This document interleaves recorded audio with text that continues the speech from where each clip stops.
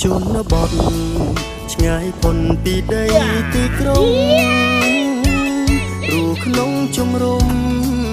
វាលស្រែបឹងស្រូវ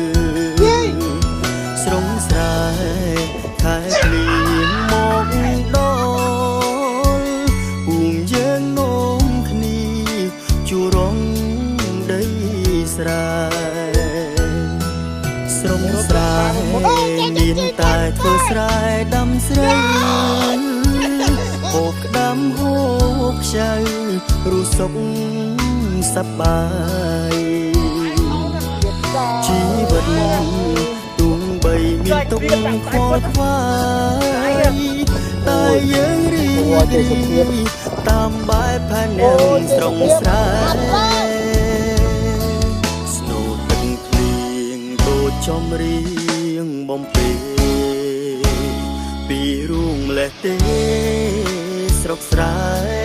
ខ្ញុំអើយ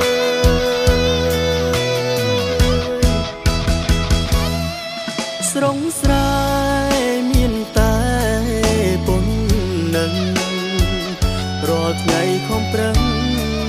មិនគិតតែការនឿយហត់កំពុងលីរែកអំណត់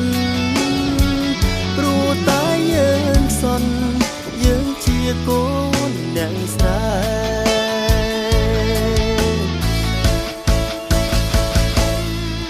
ជរ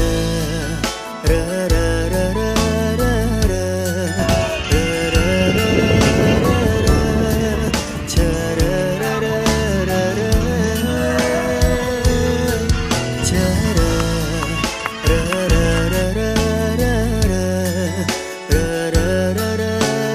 រជររររស្រងស្រែមានតែធ្វើស្រែដាំស្រូវហូបក្ដាំហូបខ្ចៅរស់សុខសប្បាយជីវិតទូងបីមានទុកខ្វល់ខ្វាយតែយើងរីករាយតាមបែបផែននាងស្រងស្រែ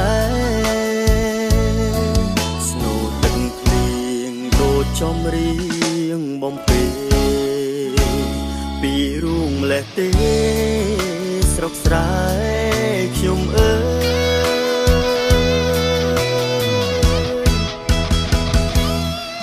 ស្រងស្រែមានតែពុននឹងរាល់ថ្ងៃខំប្រឹង